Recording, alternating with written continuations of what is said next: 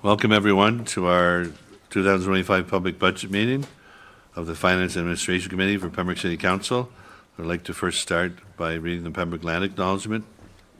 As we gather today, I would respectfully acknowledge, on behalf of Council and the community, that the City of Pembroke resides on the unceded traditional territory of the Algonquin people. We thank the generations of people who have taken care of this land for thousands of years. It is with this statement that we honor and respect the Algonquins on whose land we reside. I'd like to call the meeting to order. Is there any disclosure of pecuniary interest and general nature thereof? Seeing none, could I have a motion to approve the agenda, please? Councillor Keel, seconded by Councillor Giacono. Those in favor? Carried. This meeting has been called to consider the draft 2025 budget to establish annual fees to be charged for garbage collection and disposal, the waste management facility, to review the water and sewer rates, and to adopt the 2025 budgets for the City of Pembroke and local boards. Clerk, please report how notice of meeting was given. A media release was posted on the city's website and social media platforms on November 25th, 2024. A notice was placed in the Pembroke Observer and News the week of November 30th, 2024, and again the week of December 7th, 2024. It was also posted on the bulletin board at City Hall on November 25th, 2024. Radio advertisements on local radio stations were scheduled throughout the week of January 10th to 14th, 2025. Thank you. I would now call on our City Treasurer, Ms. Lodgestein, to present the draft budget and applicable statements. Thank you very much, and good evening, everybody. Welcome to the City of Pembroke's public meeting on the 2025 draft budget.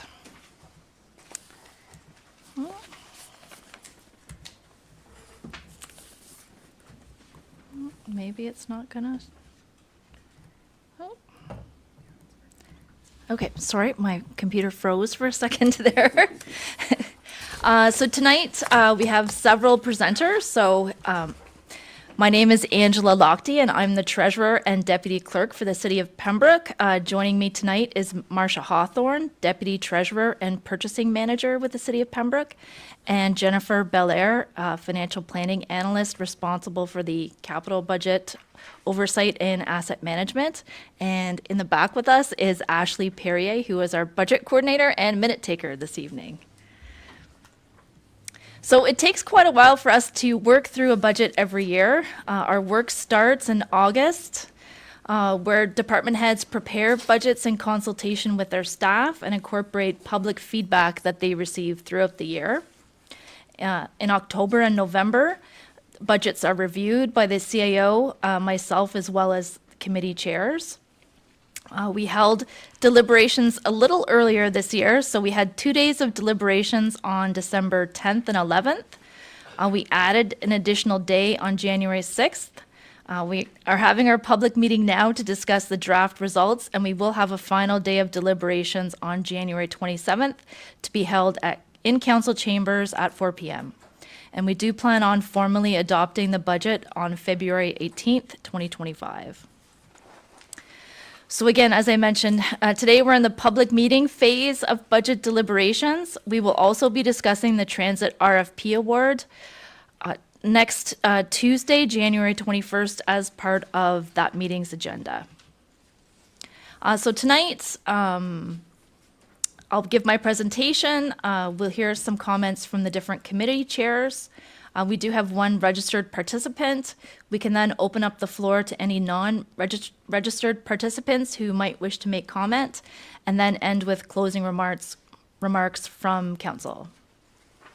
So over my years in municipal budgeting, I sometimes hear or have the sense that the public feels that municipalities have a lot of flexibility when it comes to setting the annual budget. So I usually start every budget presentation with a bit of a background on municipal budgeting itself and the regulatory environment that we are a part of and that we must comply with.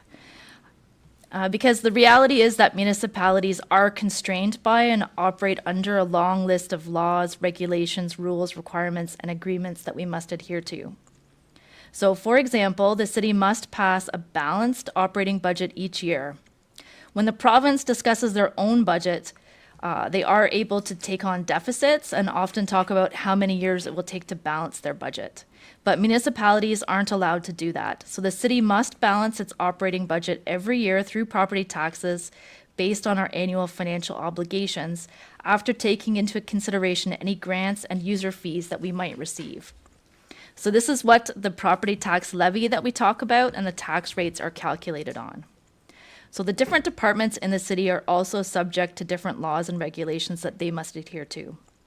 So for example, property taxes have to be set in compliance with the Municipal Act, the Assessment Act, and a number of different regulations, including our debt and financial obligations limits and our municipal tax sale regulations.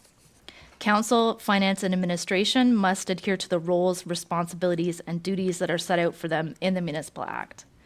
Our municipal elections must adhere to the Municipal Elections Act.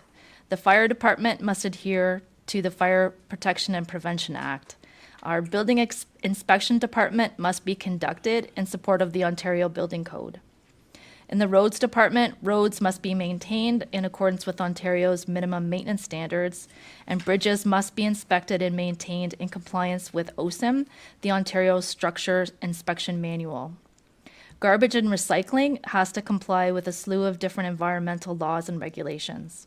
When it comes to parks and facilities, the city must maintain these assets so that residents can use them safely, and they must comply with different authorities like the Electrical Safety Authority, the Technical Standards and Safety Group, as well as being AODA compliant and adhering to different Ontario public health standards. So when it comes to shared services, the province has dictated that the municipality must pay its share of the costs as it relates to Ontario Works, childcare, paramedic services, social housing, homes for the aged, and our local health unit. The province does pay a share of these costs, but these services are not fully funded by the province. For OPP services, the city must pay their share of costs to the Ontario Minister of Finance. So the province does offer a grant to offset a portion of these costs as it relates to court security and prisoner transport, but the city must pay for OPP services monthly, as is set out in our annual billing statement. So this statement, which is presented to council each year, breaks down costs into a fixed dollar amount per household that's charged across the province to municipalities that have OPP as their policing service, as well as a variable amount that's based on the city's 4-year average calls for service. So while this service may seem expensive, it still costs less than the city having its own police force. So I do like to draw people's attention to our regulatory environment just to give a better understanding of, again, some of the restrictions we have and that we must take into consideration when we set our budget every year. So far, after 2.5 days of deliberations, the 2025 draft budget, as discussed and deliberated to date by the Finance and Administration Committee of Council, reflects a tax levy of 27.4 million. So this is the amount of money that we need to raise through property taxes, an 8.98% levy increase. So this equates to a $2.2 million increase after growth. It considers $22.4 million worth of capital projects under consideration this year. And for the PBIA, 3.56% rate increase for their budget, reflecting a total requirement of $213,028, which is a 3.2% increase over 2024. So there are a lot of drivers or reasons behind the city's $2.2 million operating budget increase that's been proposed so far. So for wages, I'm just going to call up my version of the presentation here.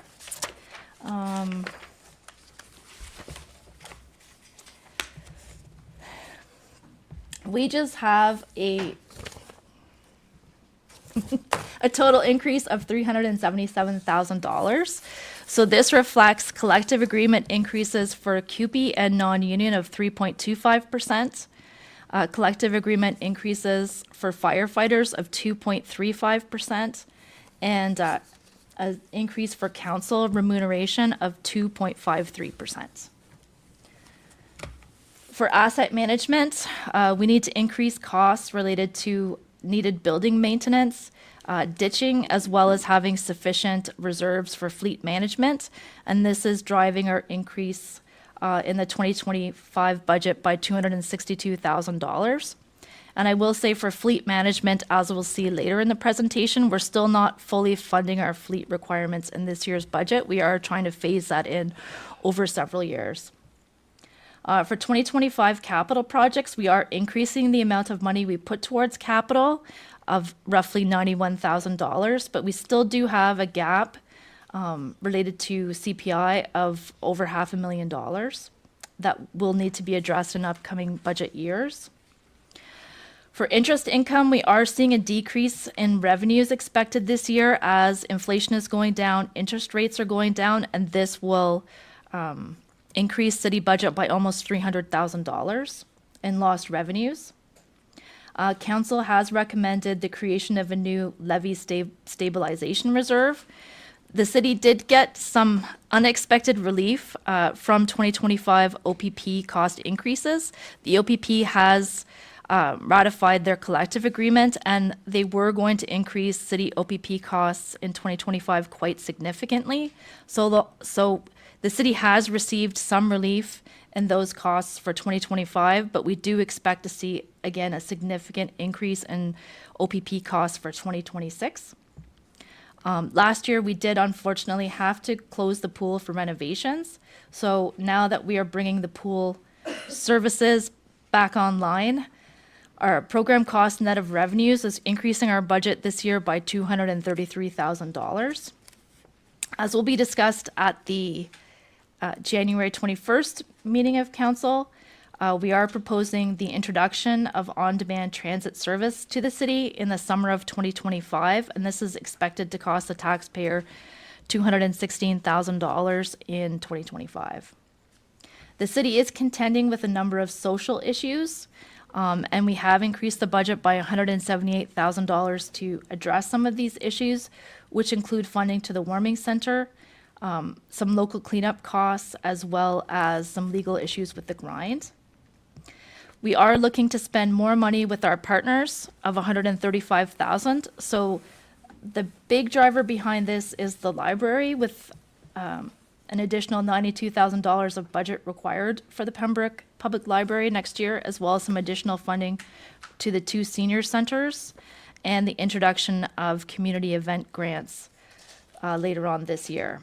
The city does plan on spending additional dollars in economic development this year related to investment attraction and taking another look at our community improvement plan, which will increase the budget, if approved by council, by $104,000.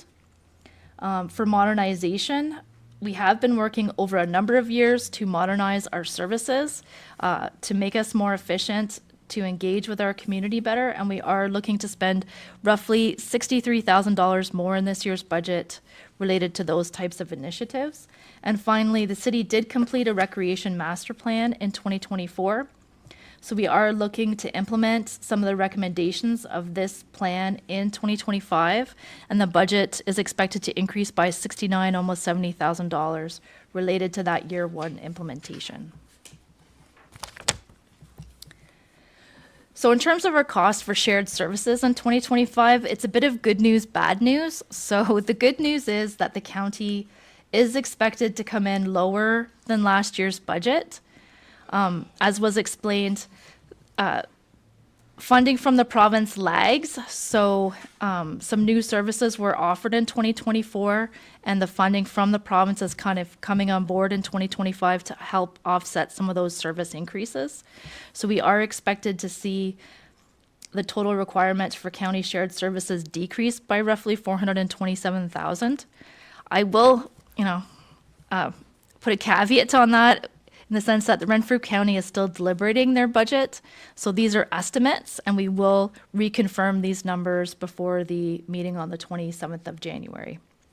So the Renfrew County and District Health Unit is looking at a $10,000 increase. As previously mentioned, our OPP contract and OPP services is expected to increase by $237,000 in the 2025 budget. And our other agreements are coming in at an additional cost of almost $6,000.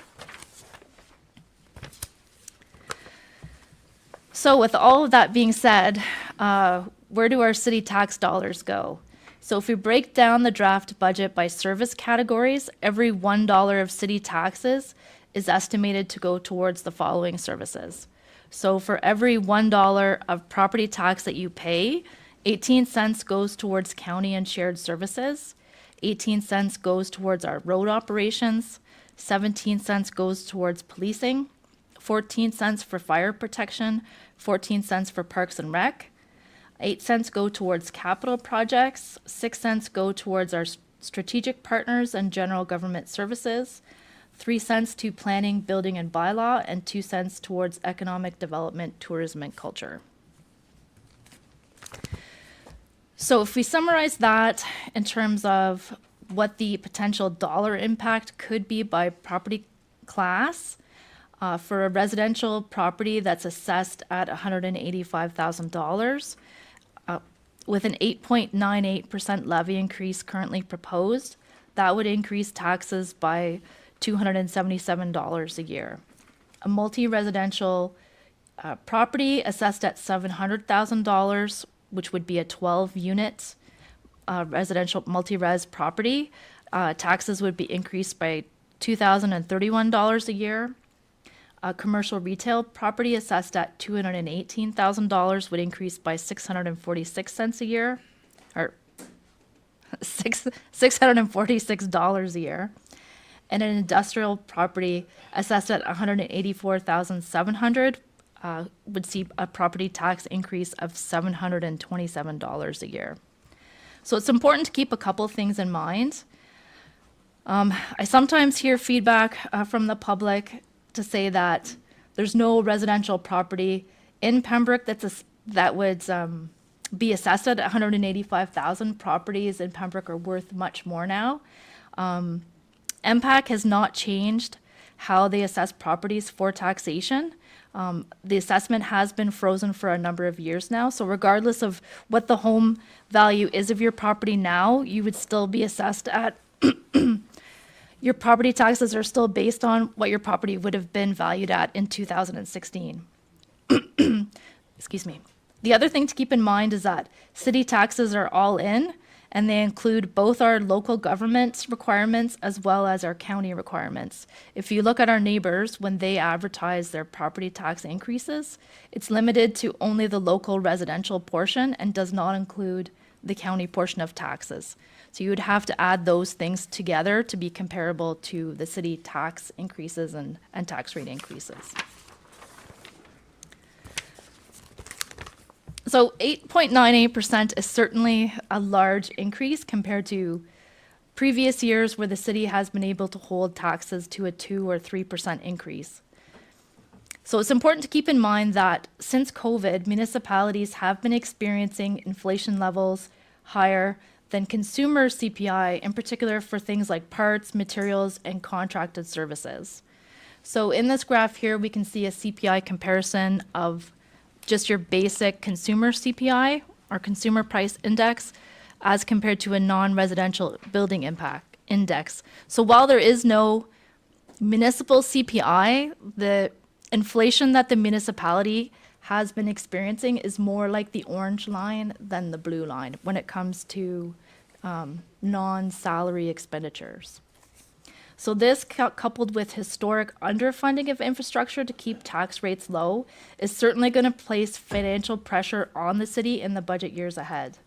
So the current age and condition of key city infrastructure, like our recreation facilities, the pool and our 2 arenas, as well as underground infrastructure with no significant reserves or savings in place to draw from for funding, is going to increase both city debt and tax rates in the future above the typical 2 to 3%.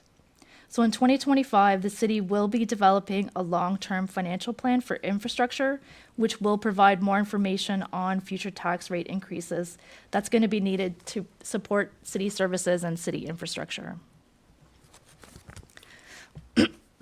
So that brings us to affordability and low-income homeowners. So typically when we face increases like this, we often will get concerns and valid concerns about the ability to pay significant property tax increases from our low-income homeowners in the city of Pembroke. So I did want to draw attention to two programs that are available. The first one is the Ontario Trillium Benefit. So this is a program that helps low to moderate income Ontario residents and is a combined payment of the Ontario Energy and Property Tax Credit, the Northern Ontario Energy Credit, and the Ontario Sales Tax Credit. So the Ontario Trillium benefits received do include a portion or consideration of property taxes paid by these low to moderate income taxpayers. In addition, the city has passed bylaw 2023-52, which is a property tax assistance program. So this program is eligible to low-income seniors receiving the guaranteed income supplement and low-income persons with disabilities receiving benefits under the Ontario Disability Support Program.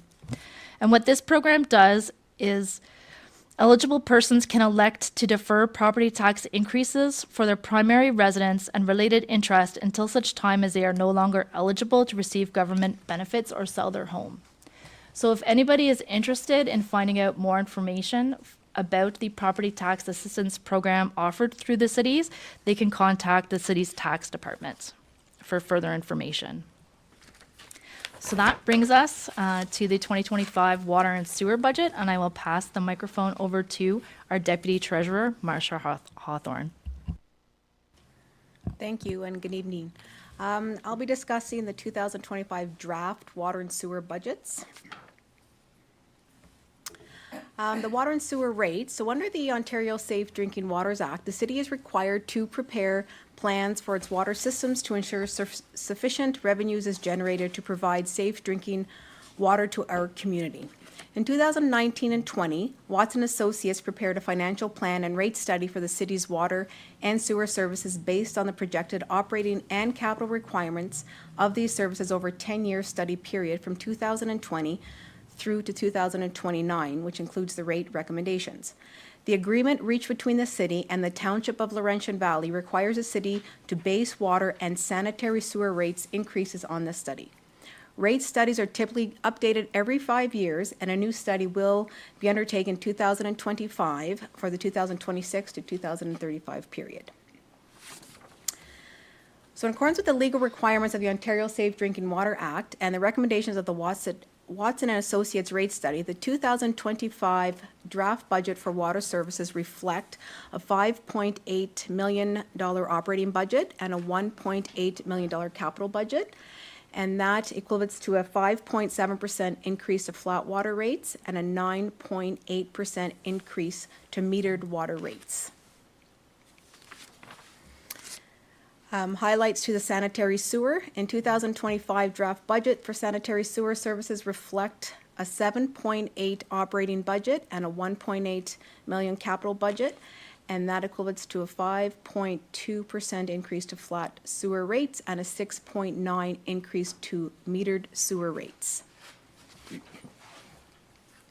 The average residential taxpayer can expect to pay $6.71 more per month for their water and sewer combined in 2025. So a single unit in 2024, the annual cost was $1,492.60. And in 2025, the annual cost for combined water and sewer flat rates will be $1,573.28. And that is a 5.4% increase. For the metered rate customers, the proposed impact to the average metered properties are summarized below. So you'll see up on the screen the chart. Multi-residential 8 units, this will be equivalent to an increase of $33.98 per month.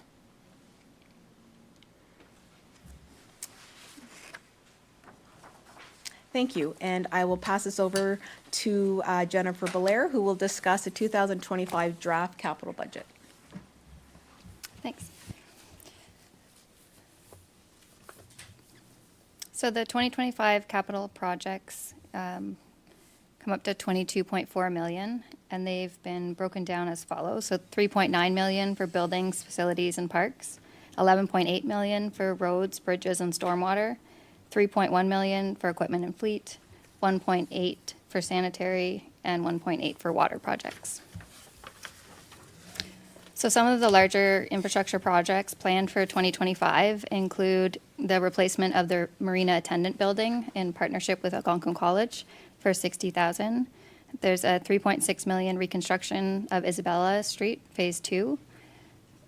$598,000 for road rehabilitation sections of Darcy Street, Miller Street, and Stewart Street. $498,000 road resurfacing of sections of Alfred Street, Boundary, and McGee Street. $122,000 sidewalk replacements on Belmont, Mary Street, and William Street, as well as a replacement of the Kinsman Park play structure for $110,000, and sidewalk and water main on Dixon Street for $585,000. So the capital financing to fund these projects is broken down with $2.6 million carried forward from 2024, $5 million in grants, $4.9 in debt, $3.8 in reserves or reserve funds, $2.3 in property taxes, $0.2 in cost sharing, and $3.6 from water and sewer rates. So since Q3 of 2020, the StatsCan Building Construction Index has increased by 40.8%, while the city's annual contribution to capital projects has been increased by 13.2% over the same period to keep the annual tax rate increase low. This annual contribution lags behind inflation by an estimated $551,000, or a 2.2% levy increase, not included in this year's draft budget. So as discussed later in the presentation, city buildings and major infrastructure face a significant funding shortfall over and above these inflationary pressures. As an annual funding gap, the impact of not fully funding inflation each year becomes significant over time. Since 2022, this gap has now reached $2 million, which represents sufficient funding to undertake another major road upgrade. So by not maintaining pace with inflation, city infrastructure renewals fall farther and farther behind. So we're just going to take a look at the state of the city infrastructure. So some of the regulatory requirements surrounding asset management is the Ontario Regulation 588-17. So we have complied with Phase 2 and Phase 3, July of 2022 and July of 2024, which allowed us to have asset management plans for core infrastructure and non-core. So coming this summer, July 1st, the Phase 3 puts these two plans together, as well as adding financial strategy for all assets.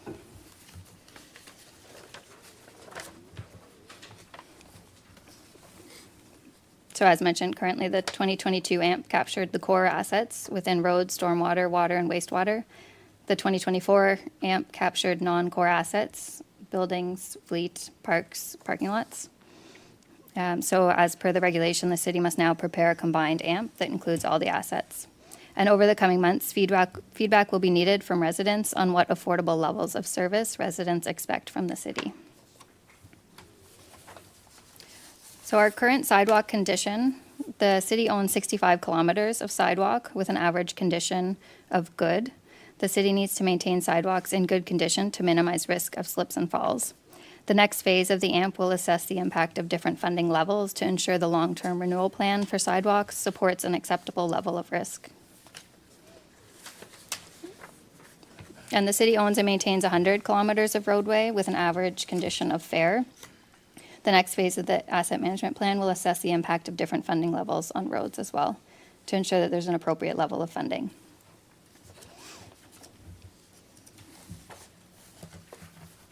So as a shortage of annual capital funding will continue to push major infrastructure projects until the funding gap is closed. Based on condition, funding is needed to complete 2 major infrastructure projects per year, but funding is only available to support 1 major project per year. So this is just a list of some upcoming potential projects. So an estimated 1.9 million annual increase to capital would be required to bridge the gap in order to complete these projects. The city owns and maintains 57 vehicles with a replacement cost of $12.2 million and 76 pieces of equipment with a replacement cost of $1.1 million. Currently, the age and condition of vehicles are well balanced between the different condition categories, which helps smooth funding requirements over multiple budget years. Currently, the city contributes annually to fleet reserves based on the calculation of current estimated replacement cost divided by useful life. A complete fleet review in 2024 revealed a $245,000 shortfall, with post-COVID pricing increasing the replacement cost of the overall fleet. This gap will be closed over the next several budget cycles. And in 2025, fleet contributions increased by $100,000, leaving a remaining gap of $119,000 to be covered in future budgets.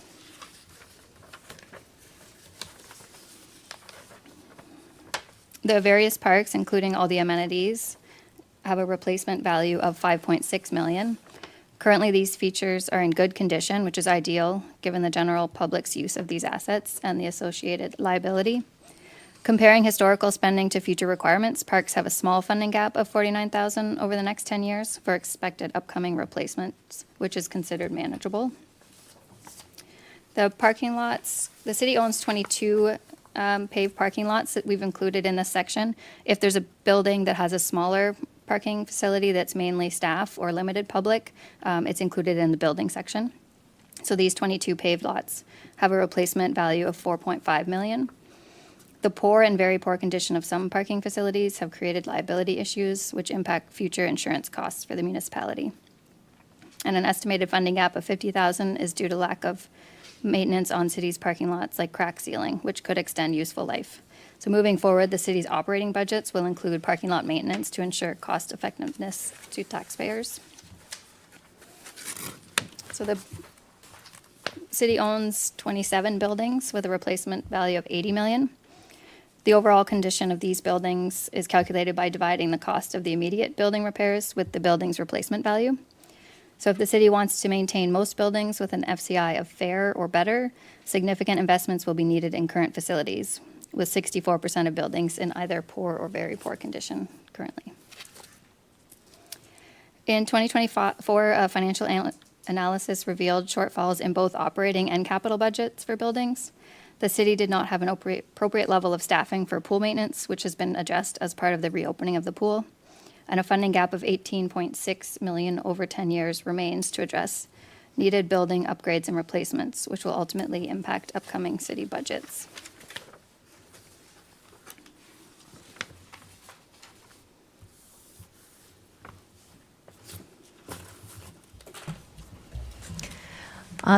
You will be hearing from us again as the next step in our asset management plan is to integrate both the core and the non-core assets into a complete financial plan for the city.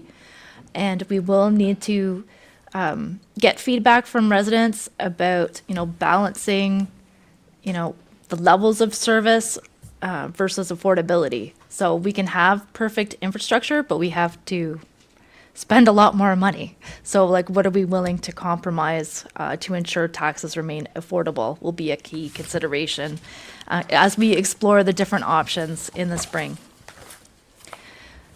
So I did want to call attention to a few city issues that you can expect to hear more of in 2025. So the first one is inflow and infiltration. So in 2024, studies have revealed that the city's sanitary sewer system is being overrun with water inflow and infiltration. So this inflow and infiltration, which you might hear referred to as I&I, happens when water, groundwater, and stormwater enters the sewage system through sump pumps, downspouts, and our cracks or holes in pipes that are connected to the system.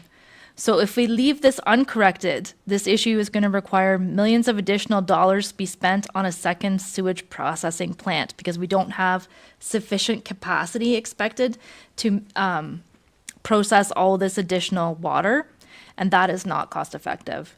So starting in 2025, steps will be taken by the city to identify and correct sources of I&I. So this could include public education, flow monitoring, and data review. We could do a sanitary sewer smoke test, which can help identify sources of leakage. And any issues identified will need to be corrected by either the homeowners or the city based on where the problems are coming from. So you can expect to hear a little more from the City Operations Department in 2025 regarding this issue. The next major item is an extension of Quarry Road. So together with the Township of Laurentian Valley, the city is currently finalizing a transportation master plan, which I understand is coming to council next week on Tuesday, January 21st. And one of the draft recommendations of this plan is to construct a ring road to help alleviate traffic in our two communities. So a few options are presented in this study to connect Boundary Road to McKay Street and Drive-In Road. And the Quarry Road extension proposed in this study is considered to be the most feasible option, with phase 1 of Paul Martin to McKay estimated at a $4.9 million cost to construct. So the concept of this extension has been approved in principle by council with design to start in 2025. And as a new road in the city's network, this project would be financed through debt. So again, further reports will be coming forward in 2025 for this project. So the next hot topic for 2025 is on-demand transit. So based on resident feedback, the city has been researching the reintroduction of a transit service for Pembroke with an on-demand transit service recommended for our city. So on-demand transit is a shared ride public transit service that doesn't have a fixed schedule or route. So passengers choose either by phoning in or using an app where the trip starts and ends within the boundaries of the city of Pembroke. And the transit vehicle's route is optimized by computer software and is based upon rider trip requests. So this service would be limited to city boundaries, but would extend to Walmart and Laurentian Valley. So proposals from potential transit operators have been reviewed by staff, and a report will be coming forward to council for award on January 21st. So if approved, a soft launch would occur in the summer with full-scale transit operations expected in the fall. The next issue of note is the Sportsplex Committee. So over the past year, Kinsman Pool has undergone significant renovation to repair and replace the building roof as well as the lighting in this facility. And the pool is going to reopen its doors tomorrow on January 15th. So in the meantime, a Sportsplex Committee has been formed between the City of Pembroke and the Township of Laurentian Valley. And the goal of this group is to examine options for a sportsplex that would serve both communities. So in 2025, an owner's engineer will be hired to examine different options. And as part of this examination, the age and condition of both the pool as well as the two arenas will be taken into consideration as options are explored and a plan developed to ensure both continuity of service, because we don't want any unexpected closures to happen again, as well as to ensure that appropriate phasing of the different requirements are made into a master plan for recreation facilities in our communities. So the final item of note is public engagement. So as part of the city's modernization initiatives, a new public engagement platform is under development with a software provider called Social Pinpoint. So this platform will keep residents up to date on key city projects and allow ongoing feedback and ensure that city projects and services consider resident feedback and concerns, improve public participation, decision-making, as well as transparency. So stay tuned. We are currently working on this platform. You can find it once it's launched. It will be called engagepembroke.ca, and we do expect this to launch in the spring of 2025. And we will have, some of these major items that we've just discussed as part of this platform for you to follow for more information. So with that, I will pass the microphone back to our chair.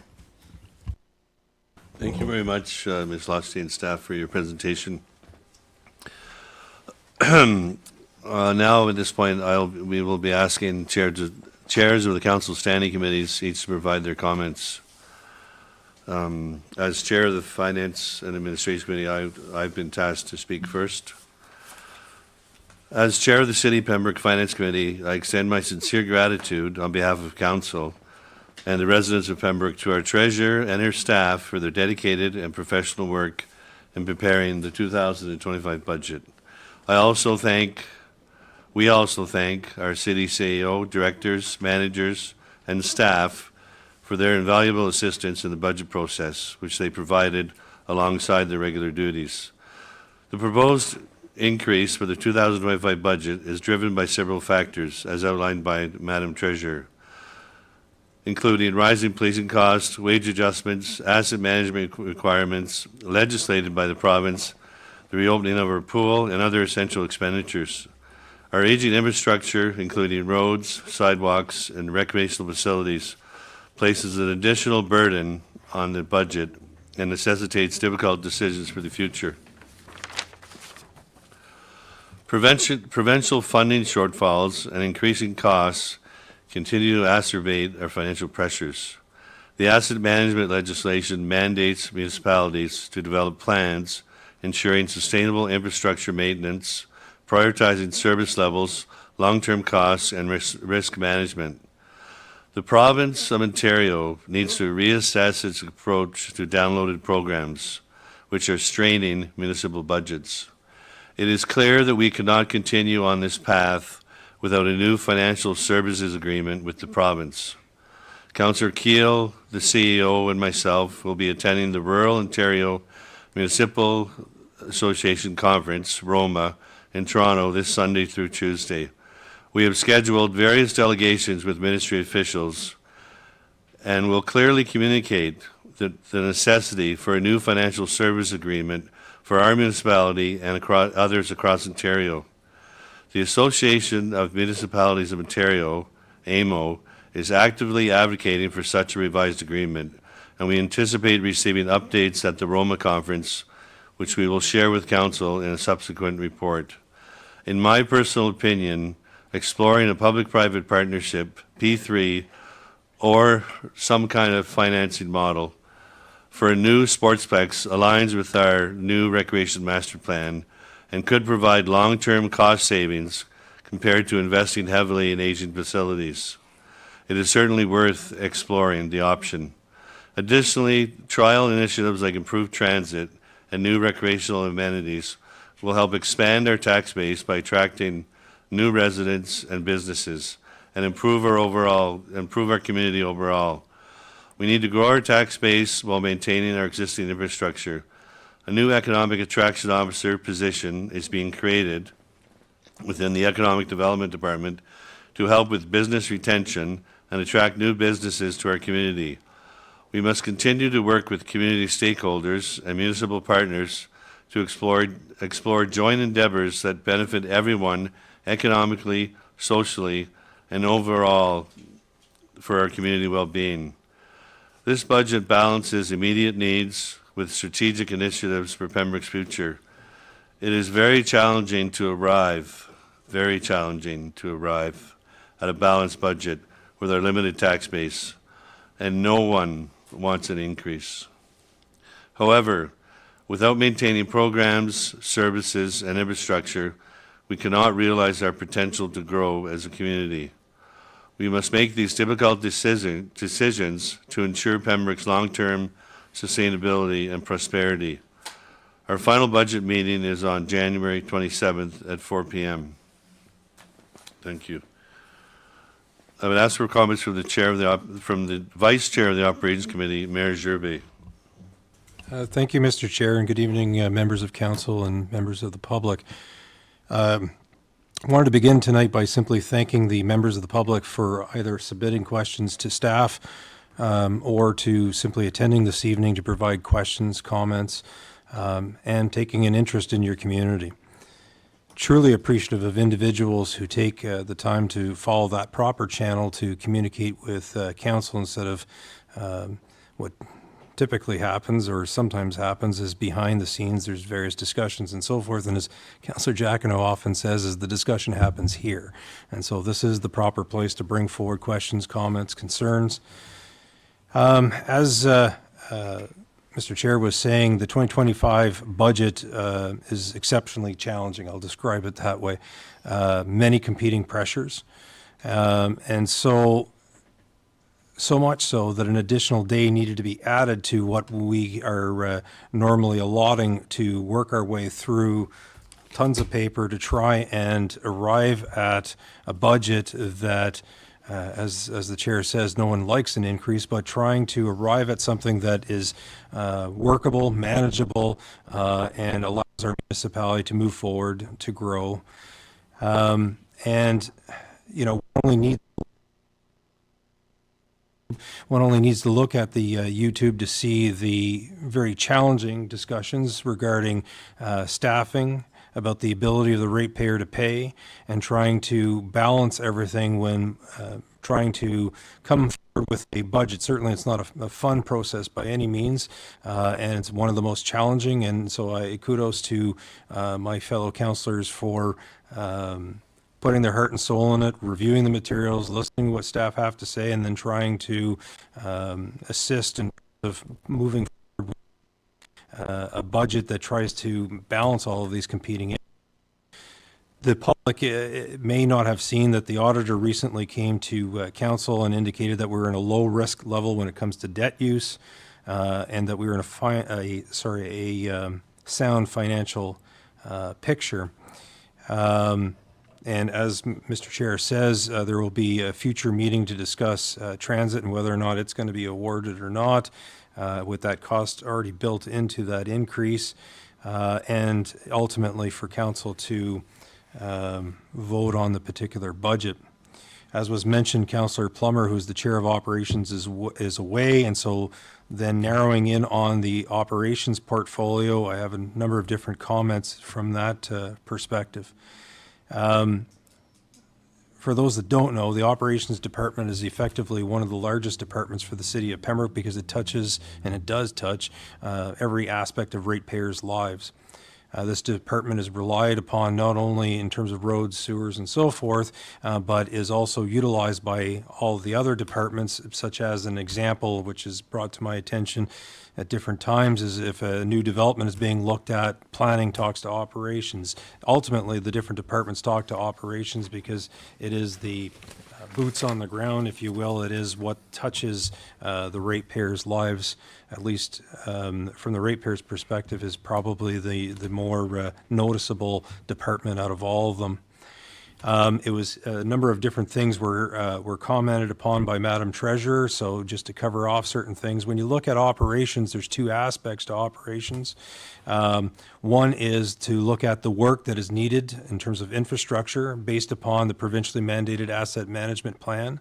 But then the other aspect is the ability to fund and to have the necessary monies to be able to do that work. And so it was mentioned by Madam Treasurer talking about levels of service. You're trying to balance these two different things. Yes, we could have perfect roads, sidewalks, and so forth, but no one would be able to afford to live here. And so you're trying to balance those two different aspects. As with all municipalities, we must do more when it comes to infrastructure. Pembroke isn't unique in the sense of the aging infrastructure. At least whenever you compare Pembroke to other similar aged municipalities. We've been around since the 1800s, and so as a result, there are many different streets that when work is being engaged, they're finding that some of the works in the ground are extremely, extremely old. And so while I know that we need to do more, we need to do better, we are doing the best that we can with the funds that we have.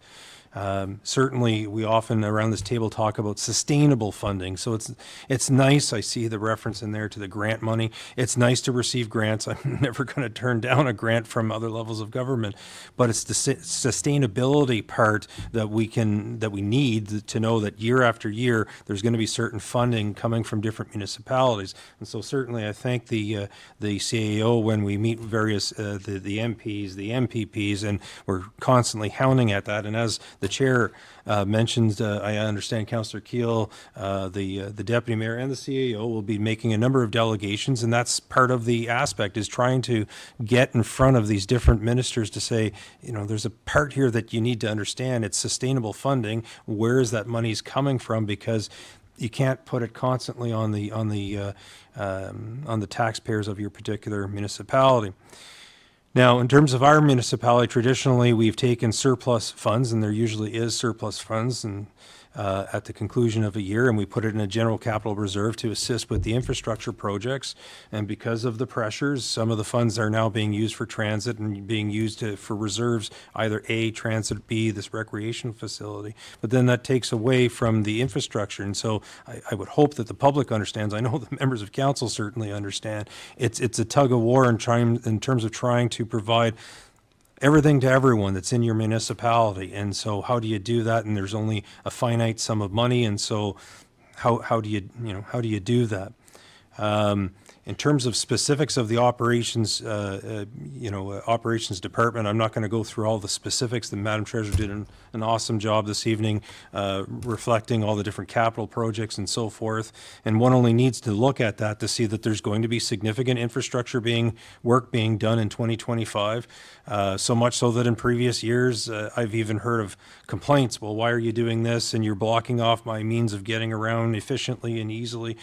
There's winter and there's construction season, as I often say, and I've been criticized for saying that before, but it is true. We're in Canada, and this is what transpires.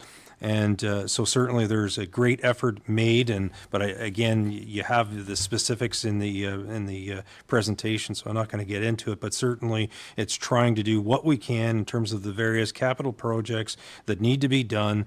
And could we do more? Yes, if we had the funds, we could do more. And just to finalize with a comment that is more of a finance comment, but it's already been mentioned by Madam Treasurer,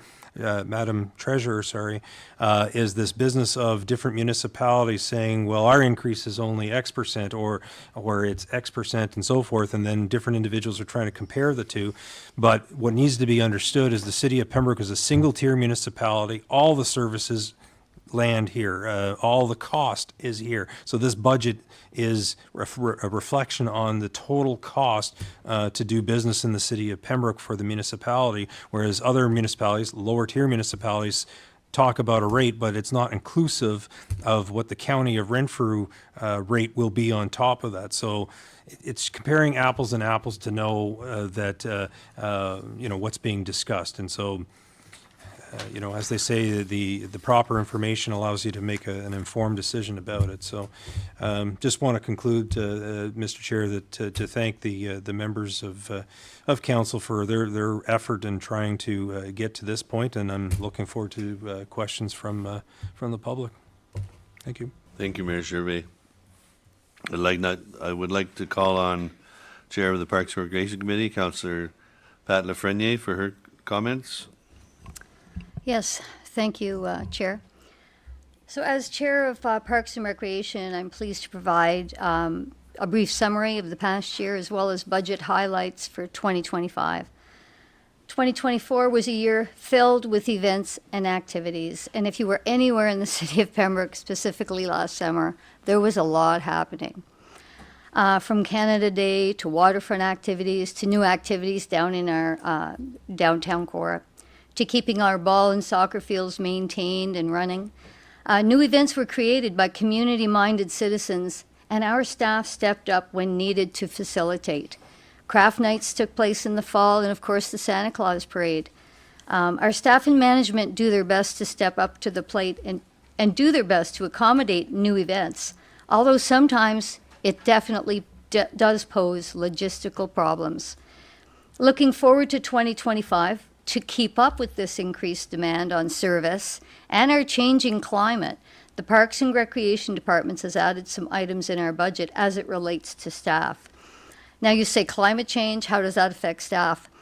There used to be a gap between our winter facilities and their usage and when we opened up for spring and summer.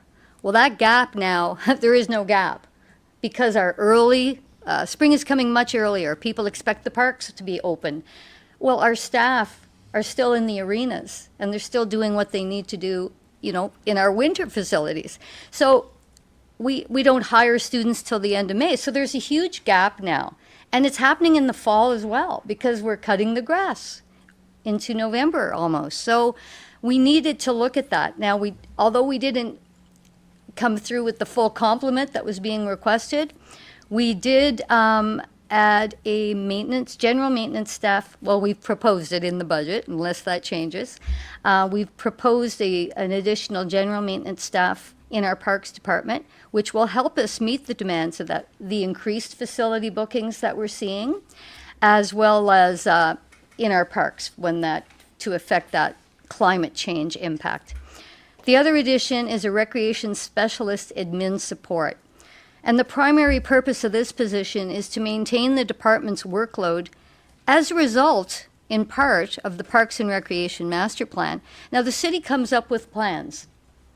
And if you don't implement the plan, what was the purpose of the plan? It'll sit on a shelf, it'll become outdated, and before you know it, in 7 or 8 years, the new council would be saying, let's do a plan, because that one's outdated. So anyway, make a long story short, there really is a need in that department for this position. And to go a little further, the director of the department doesn't have an admin support. So he's one of the only managers in the city that does his own admin. So that type of thing. So we need to start thinking about the future. There may be a retirement in that department. So anyway, that's justification for that position, in my opinion. Just some of the capital items in this budget, I'll just briefly. Additional park bench replacements, the park lighting in the Kinsman Park and Pansy Patch. We'll do some paving in the parking lot there to reduce the erosion that's been happening. We're also building a reserve for our upcoming sesquicentennial project, and we're also hoping to replace the play structure at the Kinsman Park as well. Now, the Upper Ottawa Valley Little League Committee received a Blue Jays Care Foundation grant of $88,000, and I want to commend them. And in partnership with the city, these dollars will go towards field drainage work on Diamond 3 and will benefit all our ball players. I mentioned the Pansy Patch parking lot. Dollars will also be budgeted for trail development and marina dock improvements. And finally, Parks and Rec will be adding a new mower, a utility vehicle, and an Olympia ice resurfacer, thanks to the help of Bogey's Bar and Silver Stick Association. So they actually contribute to those projects.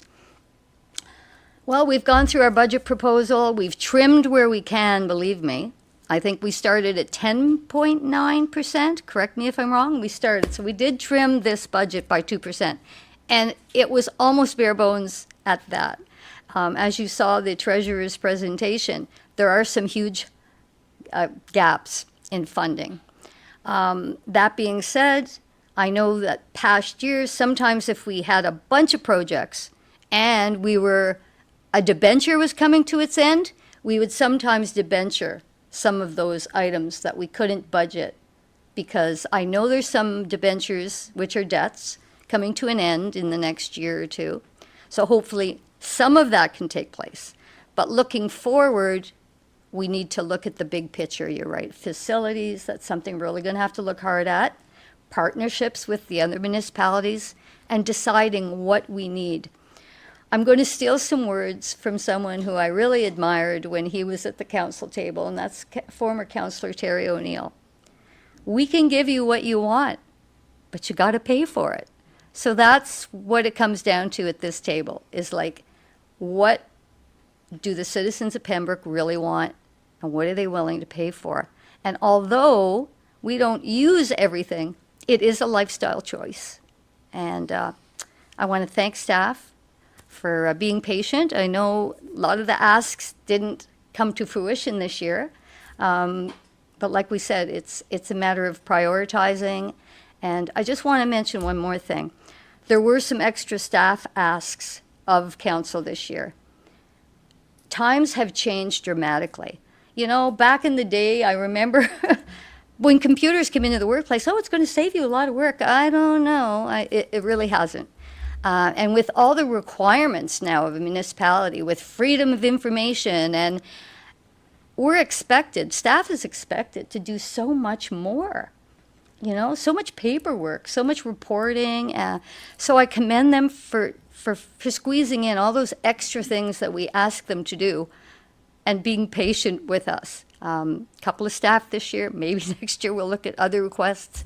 But I want to thank council, I want to thank the City of Pembroke residents, And I look forward to the conversations that we're going to have later tonight. Thank you. Thank you, Councillor Frinier. I would now ask for comments from the Chair of Planning and Development Committee, Councillor Ed Giacono.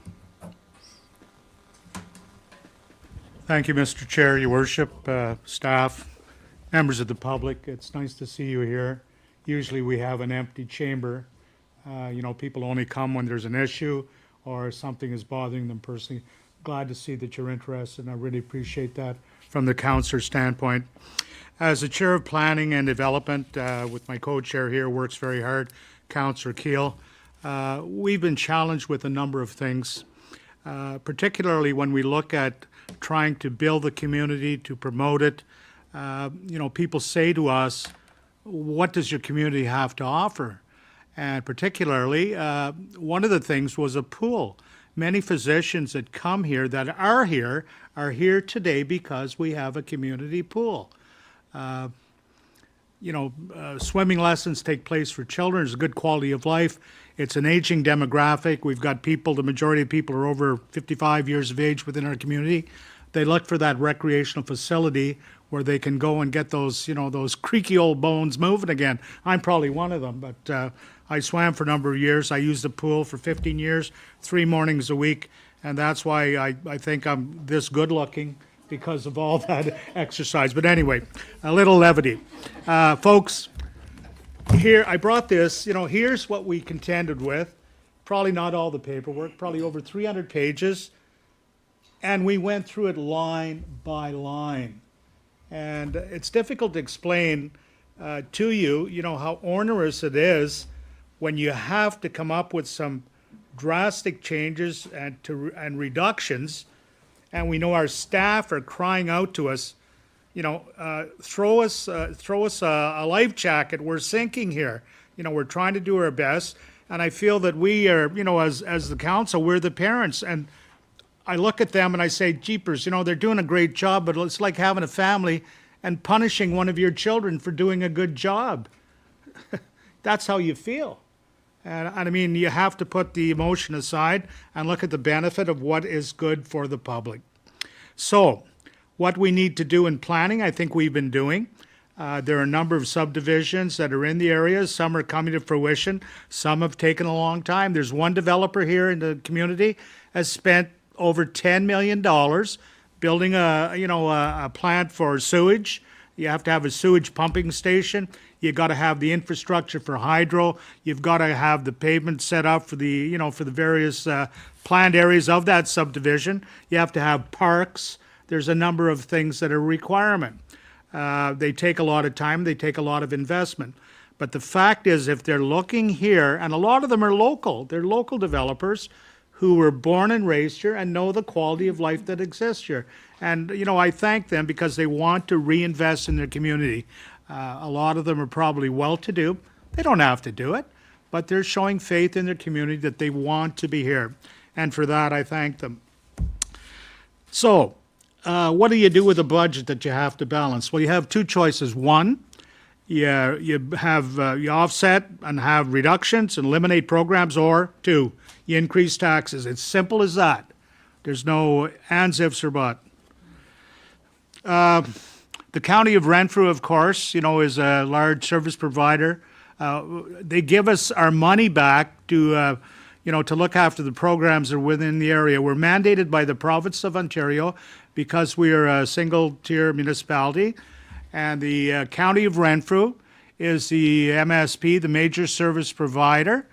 They get the money from the province, they get our money, and they dole it out back to us based on need. So that's the way it works, and that's part of the documentation laid out by the province. We can't change that at present. We can lobby a bit. I think we have a better relationship than we've ever had through his worship, talking to the ward, etc. I think we have a good working relationship. You look at the breakdown in the budget of, what do you get for a buck?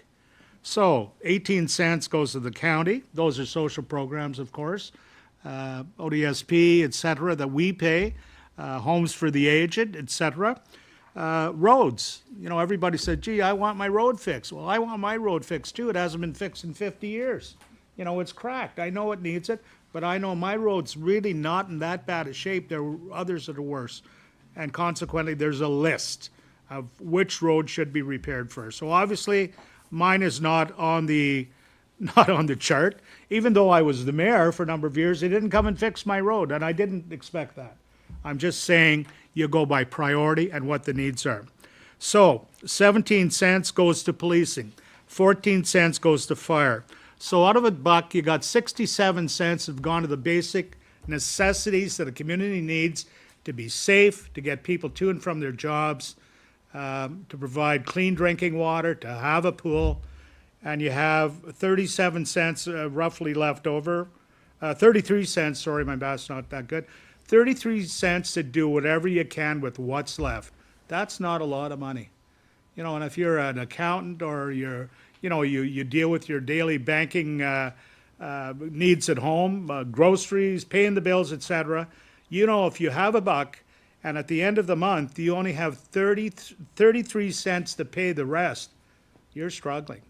And that's why the city of Pembroke does not want to have a tax increase. Nobody wants a tax increase, but if you have to move forward, you have to have one. Or you reduce services, or you don't pave the roads, or you close the pool, or those are the choices you have to make. There was a quote that, you know, for $6.71 a month more is going to go towards water charge. So people will be outraged. $6.71 a month more. My gosh, that's a lot of money.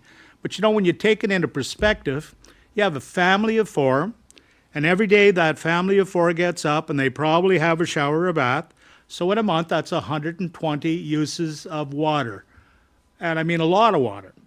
You put that into a year's perspective, it's 1,440 in a family have taken a shower or bath. What else do you do with that water? You use it for cooking. You use it for laundry. You use it for your garden. You use it to water your lawn. You use it to go to the bathroom. So for $6.71, may sound like a big increase, but really when you put it in perspective, is it? A number of years ago, I had the opportunity to visit a country had just been through a war. And through the auspices of the Canadian Armed Forces and the United Nations, they were trying to get this country back on track. And trust me, it changed me as a human being for being there for 2 weeks. It changed me as a politician. When I came home, I was a different person. And my wife would say to me, "What's wrong with you?" I'd flick the light switch on and I'd look at the switch. And I guess she thought, well, maybe I was losing my marbles. Well, she's accused me of that on a number of occasions. But anyway, but I thought to myself, what a simple thing to lift a little button and you have light in your house. You have heat in your house. You have television. You have communication. You turn a little faucet on and you have water. You can take a bath. You can take a clean drink of water and not worry about diphtheria or yellow fever or any of the other diseases that are associated with, you know, poor sanitation of water. So I look at during that trip as well, that infrastructure had failed. The roads, there was no stop signs, no street lights, no police, and the United Nations was there. They seconded police from all over Canada, all over the world, to go back to that country and get them back to being civilized. And that has happened. Now, it's 25 years ago. It's taken a long time. But what do we want? And when I came back, my promise to myself and to my family was that I would work as hard as I could to ensure that what I saw and what I experienced for 2 weeks over there would not happen here. So, as members of the public, you can take that for what it is. To move forward, you have to increase cost or you have to reduce service. Thank you. Thank you, Councillor Giacono. I would now ask the treasurer if any questions or comments were received from the public. So we did receive a number of comments online, which fell into 2 main categories. So the first one was concern over the size of the levy increase at 8.98%, and a desire for the city to sharpen their pencils, with particular concern for residents on a fixed income and their ability to pay. And the second category was that there were several concerns raised about garbage on the Algonquin Trail. So I can report that while the county does own this trail, they have indicated that the city can install garbage cans and perform routine maintenance, but will not contribute any resources, either manpower or financial, to address the concern. So the City Operations Department has indicated they have purchased materials for touchdown areas to be installed in the spring and early summer of 2025. So waste receptacles will be included with the installations, and they are going to work with the Parks and Rec Department to ensure that they're picked up and cleaned up on their routes through city parks. So right now, the locations for the touchdown areas are Forest Road at the Algonquin Trail and Albert Street at the Algonquin Trail. So Parks and Rec has an application in right now for a trailhead at Albert Street, and if successful, we would look at incorporating the touchdown area there, or we will move it somewhere else, potentially at College Way. So there is also wayfinding signage that has been installed. And the Recreation Department does note that they are reviewing their waste locations as well in 2025 to understand locations and efficiencies through the recommendations made in the Parks and Rec Master Plan. Thank you. At this point in the meeting, we will hear from members of the public who have registered to address the Finance Administration Committee members. There's a note here for 3-minute timeline, but we have one registered person and some non-registered. I've already spoken to Ms. Walsh, and she will be going a bit over, but that's okay. We're glad that you're here. And I won't read the part about disobey the rules and the decorum and all that, because everybody here is professional. Yes, I know. Well, you know. Okay, so I would ask Karen Welsh to come forward, list your address, and provide your comments. Thank you.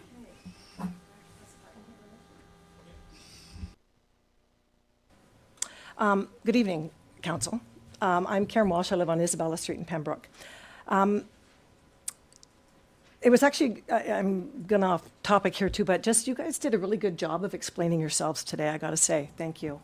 I do listen to you guys. I don't come as often and show my face, but I do listen to you guys on YouTube fairly regularly.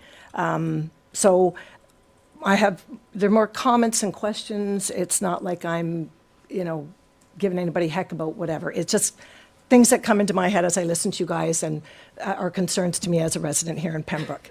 Last year, most of the discussion was about the pool rather than the almost 9% tax hike. After $1.4 million spent, the pool is opening tomorrow, which is great for the pool users, so yay. We all know the city's in a difficult time, between a rock and a harder place this year than last year. And again, due to some short-sightedness over the course of time and generally increases in costs everywhere. We have to suck it up again with a hefty tax increase. I'm a retired person, so fixed income as well, so I have that feeling. And we sort of can't make ends meet. Councillor Cool has often said, does anybody think that over the years 2% or less was going to help the city move forward when it doesn't even cover the operating costs? And I do appreciate you, Pat, that you mentioned the other day that, hey, maybe we did make a mistake back then, and hindsight is 20/20. So I do appreciate, that's actually in my notes, that I appreciate that you acknowledge that. It's important to recognize that, we got to move forward.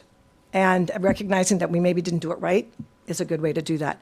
A large portion of the budget is staffing with salaries, with equitable salaries to cities 7 to 8 times our population. I don't dispute salary equity or the fact that city employees are doing a great job here. What I question, as I did last year, is how do we afford it? It seems we spend a lot on salaries that leaves nothing left in the can to actually get things done, like roads and infrastructure. I'm part of that Isabella catchment, just an FYI. In the budget, there's an ask for more positions to be created so that employees can effectively do their jobs, be it a deputy fire chief, a deputy clerk, an admin assistant, or a programmer. We can barely afford what we have. This is why I say yay to CIO Unraw about his idea of a new vision on how to do things, as he mentioned the other day. We all know the definition of stupid is doing the same things over and over and expecting different results. Being creative and finding alternative ways to accomplish our goals is very necessary. We have employees doing surveys, collecting data, creating plans on top of their regular jobs for recreation, active living, accessibility. That again was you mentioning, Pat, as well. We have lots of plans, and you're right, we have to implement the plans, not just make them. The best laid plans of mice and men go oft awry, as we know.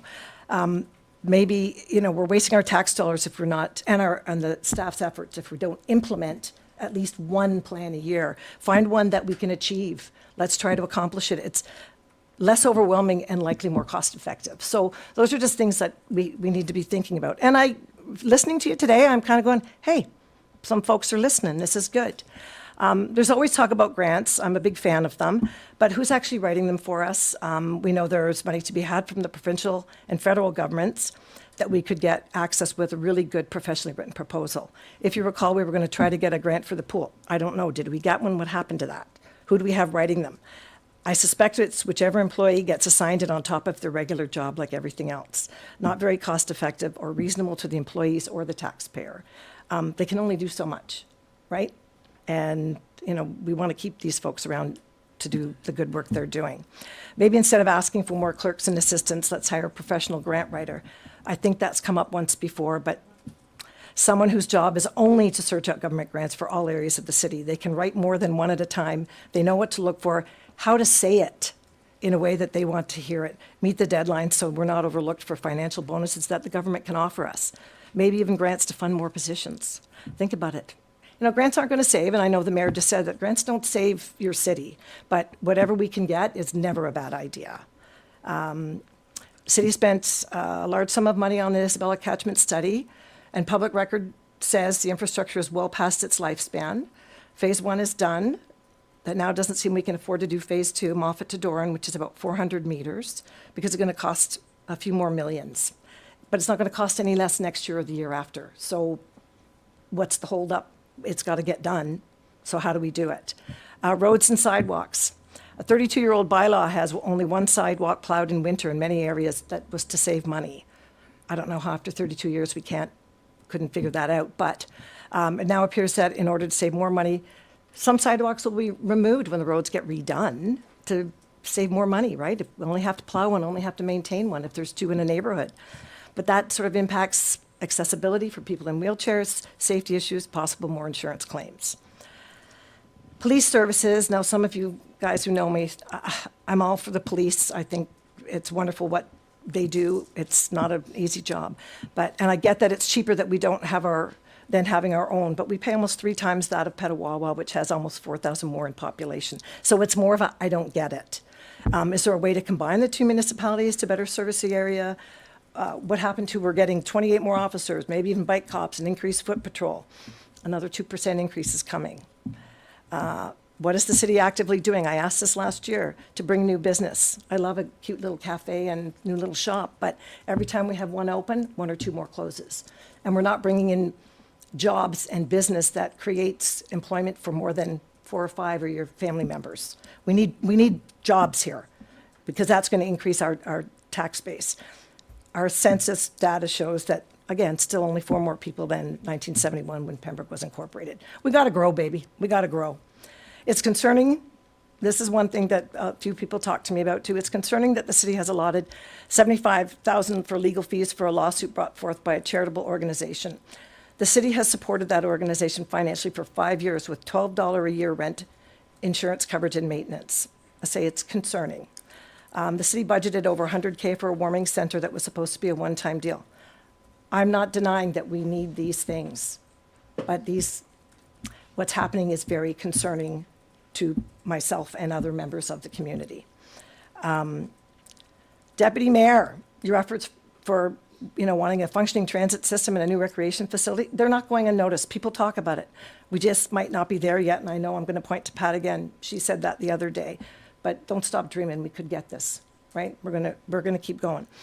If our partners are not contributing their fair share, and we know that, I heard lots of that, Laurentian Valley is not going to give us this much more money that they gave us last year for the library and this and that and the other. We already bear a large portion of Renfrew County shared services. So let's be creative. As the CIO suggests, let's have a new vision for Pembroke. Let's do things differently. It can't be any worse than what we've been doing for 50 plus years. As constituents, we need to educate ourselves about how the city spends our money before we get taxed out of Pembroke. And I'm saying that because I came from the GTA and I pay the same amount as I did for a much larger property and on a golf course. So as I say, I'm retired and it's like, what? I do appreciate, and I think more so this year than I did last year, because we really only talked about the pool, but I really do appreciate about preparing the budget. It's not easy with the limited resources we have. We have to grow. We have to increase our tax base because that's going to help us. We're a cute little city. We are. I love it here. But we need to grow so that we can support ourselves and not be so worried about our limited resources, and that the government keeps downloading services and such, things like that. So, as I said, I am a Karen. I could go on for a while. And when I found out I'm the only one talking, holy moly, you guys are getting a treat. But thank you. I appreciate you listening to me. And I do appreciate it's not easy. So let's go for the new vision of Pembroke and how we do things and make this the best Pembroke we can. Thank you. Thank you. Madam Treasurer, did we allocate funds in the budget for a grant writer? I thought I saw that. There is funds allocated? Yeah, so we did allocate additional funding in professional services, like not a lot, but we Right. have allocated more funding there for grant writing Yeah, for and the Councillor city. Frenny and I talked about that last term in the rec department. Thank you. Yeah. Okay, so now it's time for non-registered guests who would like to speak. If you'd like to come forward and state your name and address and speak to the, how many are there? Just the one? I'm just going to speak on Right, behalf of okay, the Pembroke well, welcome. Horticultural Society. Yes. I'm Ellen Vandersleen, President, and Your Worship, Mayor Gervais, and Pembroke City Councillors. On behalf of the Pembroke Horticultural Society, I would like to offer some suggestions for the budget. We thank you for a very comprehensive speak. It was wonderfully done. The Horticultural Society has been working diligently to help beautify Pembroke over 100 years. As strategic partners, we value our role in helping the city in its endeavors. May we make a few suggestions? We are aware that Mr. Jordan DeRoche is working on some of these initiatives, but we are reiterating their importance that they be included in the budget. Number one, a new signage for Pansy Patch Park to be viewed from both ways on the corner of McKay and Dixon Street, a large, bold sign. The new signage at Riverside Park is striking and looks amazing. We would like to have some loads of gravel added to the parking area in front of the bridge at Pansy Patch Park. It is a low spot, and when wedding parties come to have their pictures taken, they quite often have to have a muddy puddle to navigate to get into the park. Our society could help with the cost of the gravel if the Pembroke Operations Department could level it out for us. Number three, a bridge going across the canal in Pansy Patch Park. A bridge that would permit work vehicles to access the park to clean up large fallen trees and other maintenance required. There would need to be a barrier to keep unauthorized vehicles from crossing the bridge.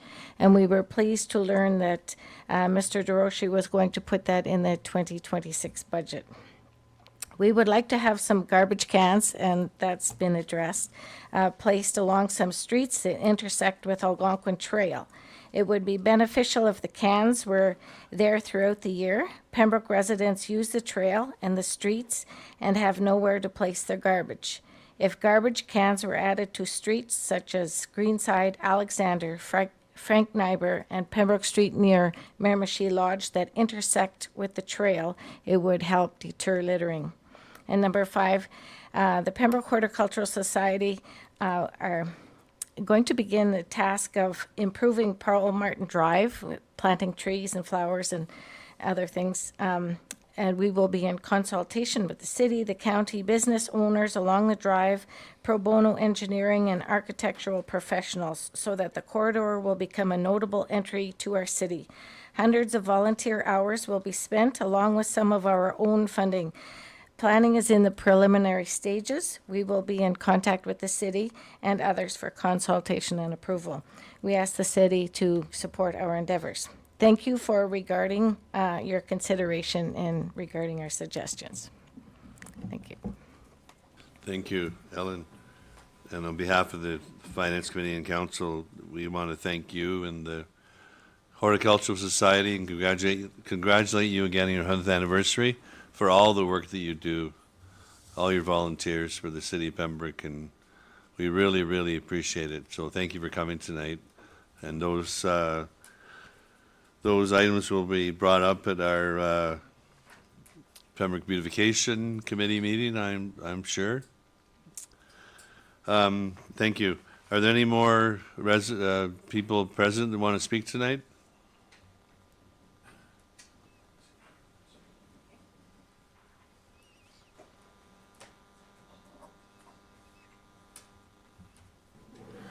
Yeah, good evening, councillors. My name is Mike Gannett. I live at 569 Elizabeth Street. And in fairness, I've always distanced myself, not on purpose, just you're busy raising your family. I've been here since 1984, put a career in here in this area, quite enjoyed. Pembroke's grown on me. And I just want to start off by saying the wisdom in this room is a lot. On occasion, I have made contact with several people in this room, not often, but when something comes to my attention, I've said a few things in the past. I really got tweaked when I heard 8.9%. And I've heard the discussion tonight. The realism is there. I am aware, though, I'm an optimist, but I'm also a realist. Those numbers cannot continue. There are no easy answers. I do praise Brian Abdallah in these very difficult times trying to put forth at least a pilot project regarding transportation. Brian may not remember, but I did have a conversation with him approximately a year and a half ago, and we spoke briefly, and I wished him well in that venture. It sounds like it's progressing. It's not signed, sealed, and delivered, but I remember his comment that we'll give it our best, but it has to be to some degree, or as much of a degree, self-sustainable. Money doesn't grow on trees. So, Brian, thank you. I keep hearing things from our neighbors that are sometimes concerning, in the sense that, well, I consider we've been around for, 150 years or whatever, 200 years. I mean, we're sort of like the aging infrastructure, the aging everything, where sometimes our neighbors, I look back, I was brought up in Nepean. Nepean was young, it had lots of infrastructure, money in the bank, big budget, and from what I can recall as an adolescent, they basically said, the government came along and said, Ottawa, Gloucester, Canada, Nepean, God knows who else, you have 2 years to get it together, or we're going to tell you how it's going to go down. And I was a kid when it went down. I'm not saying it's any better. I mean, we all know, as an example, the transportation issue that's going on in Ottawa. But I'm just saying there's going to come a point where that might happen, and we might not have a choice. And that's concerning to me because I love Pembroke. I've grown up in it. I have many friends that live just outside of Pembroke. I spoke to a businessman tonight, quite a large businessman in the community, bumped into him, and he told me a story about when he went to buy a home here. And he knew somebody who used to sell real estate in the community and the surrounding area. And just a story, as Ed would say, he's a good storyteller. This guy told me straight up, he said the realtor told him, don't buy in Pembroke, buy on the outskirts. This is going to be your taxes here, and this is going to be your taxes here. Now, I know, I'm not educated enough, I know that sometimes numbers can get fudged. So I've sort of, but that's the perception. Perception's really key. So I really feel for the city, and I feel for everybody in Ontario getting hit with the OPP surprise. that was a really, really large blow to be dealt, not just with this community, but with all communities. So it's really concerning to me. I do know a few things that have been asked for, as the person who spoke previous to me. As an example, Recreation Department may be wanting some sort of an assistant, a deputy fire chief, et cetera, et cetera. You know, we all wish these things. We all want these things. But as someone said here tonight, you can have whatever you want, but you have to pay for it. So I am concerned. I typically don't come to these meetings. In the past, I have been approached to consider throwing my name in the hat. I'm at the age and stage in my life where I'm not willing to do that. I commend people in this room that do it, that spend countless hours doing it. But I am concerned about, I'm more concerned about our young people and our kids. And as an example, Brian, that's why I'm really glad you're pushing as much as you can, you and your team, for at least a Go pilot project transportation issue, both for seniors and for our youth, and God knows who else, everybody in between. So I think I just want to put my voice to that, and I think there's a lot of people in this community that are sort of praying that and wanting this to happen. I'm one voice, but I do speak to a lot of people in the community.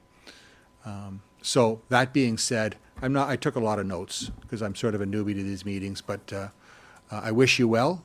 You're between a rock and a hard place, and all the best. So I try to be positive, but this realism of 8.9%, even after trimming, it's a scary thought, particularly people on fixed incomes, people who are impoverished to a certain degree, a lot of social issues. I wish everybody well. It's not an easy task. So thank you very much for your time. You take care. Thank you very much for coming and speaking.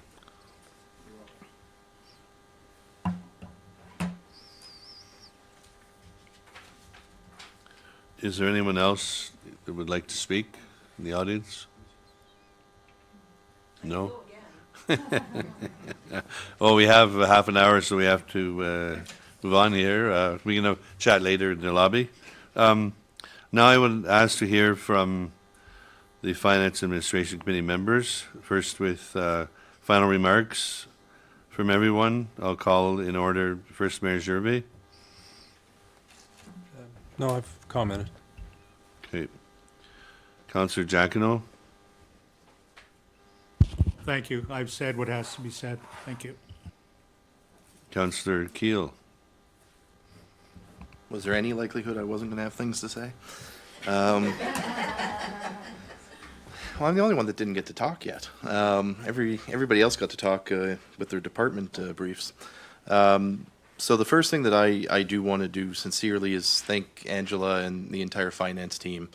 I don't know how on top of running the city you prepare for this budget and get us through, what's now, I guess, 2 months of budgeting. Certainly when I first came on council, I guess what a lot of people might not realize is you get elected in October, you get sworn in November, and then they throw the budget at you in December and say, here's 100 and some pages, I think, of budget.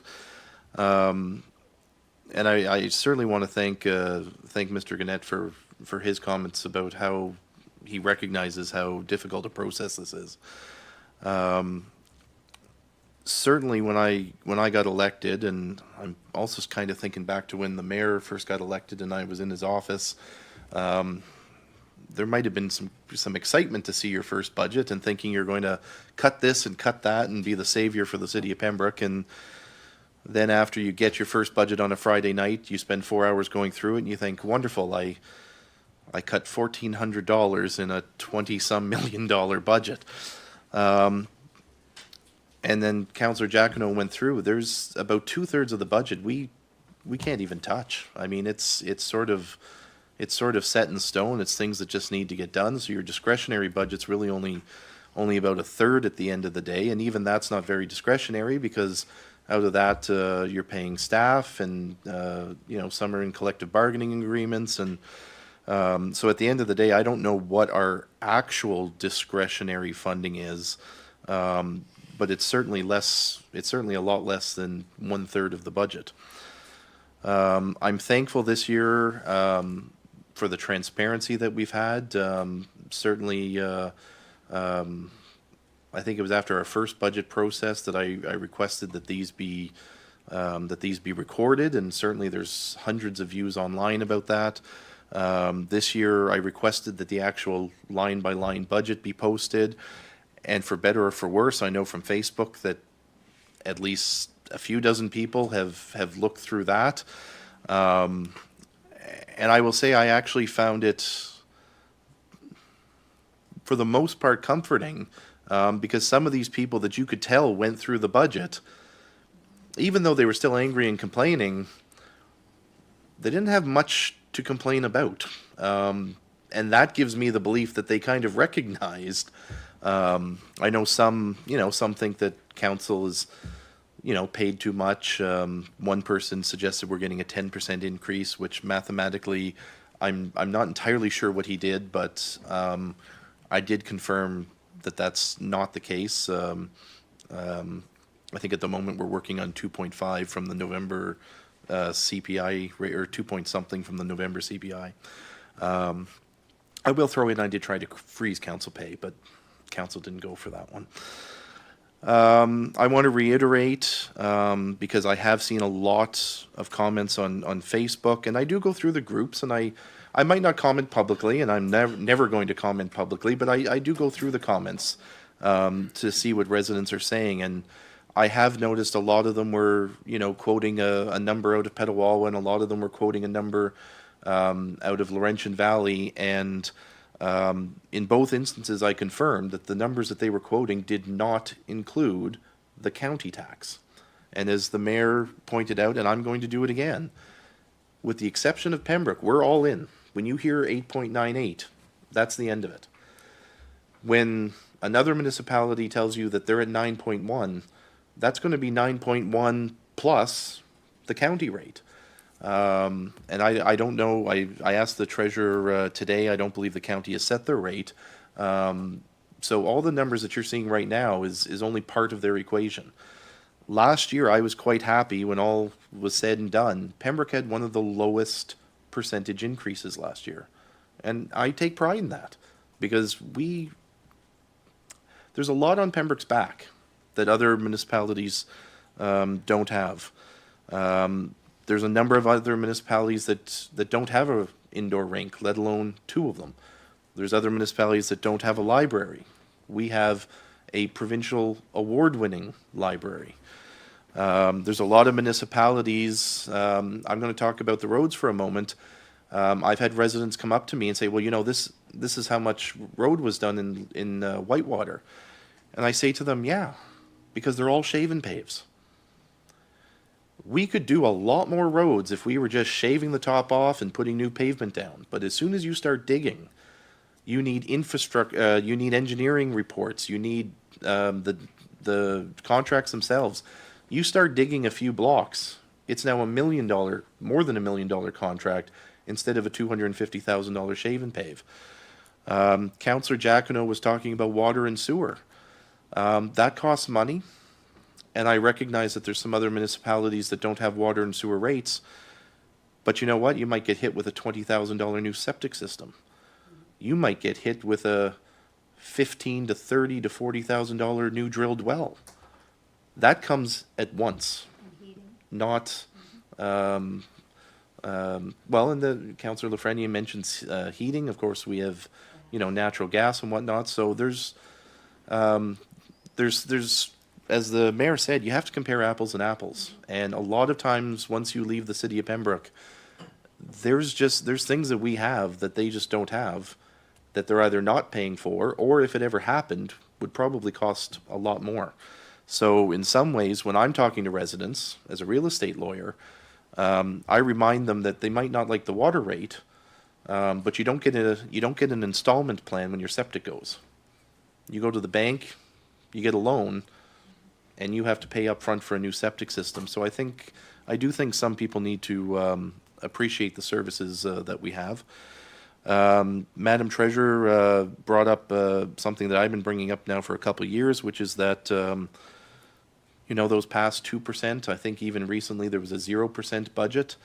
That's just not our inflation. There was, even before COVID, construction projects were 10% a year inflation. The city's not buying, well, I guess we might be buying laptops, but we're not buying TVs, we're not buying clothes, we're not buying any large amount of food. That's, when you look at the Statistics Canada CPI, it's a basket of household goods. That's what they're comparing year over year. We're buying things that, again, even before COVID, were increasing much higher than that 2 to 3% that the Bank of Canada would like us to be at.